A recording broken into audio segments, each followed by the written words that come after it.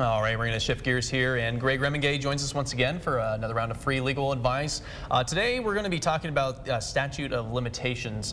First of all, can you kind of just define what exactly that means? In general, a statute of limitations limits the amount of time that somebody can pursue a claim for any number of things. Okay. From a contract will have a statute of limitations on how long you're able to pursue a claim after the default.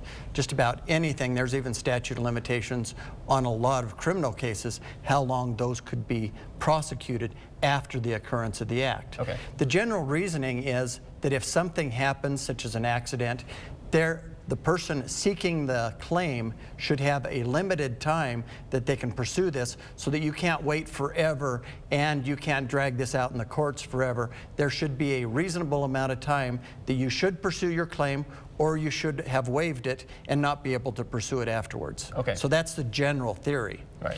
One of the biggest problems with it is that depending on the nature of your claim, they all have different starting times, they all have different times, length of times. Right. For example, collecting money. If you say you're owed a debt, not necessarily an accident debt, but just somebody owes you money, that could be a 6-year statute of limitations. Mm-hmm. If you're injured in an accident such as a slip and fall, that has a 2-year statute of limitations. But if you're injured in a car accident, that has a 3-year statute of limitations. Okay. And so it's various depending on what your injuries or what the nature of the claim is, and you need to pay real close attention to them. Okay. Then there are also the when does it start and how does it run?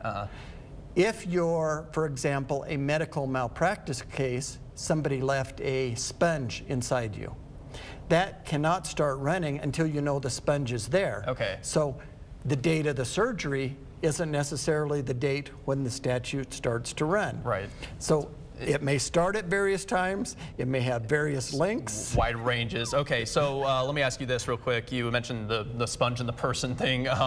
What if someone's in a car accident and they don't know they're injured until down the road? Does that statute of limitations begin once they know that, or once the car accident takes place?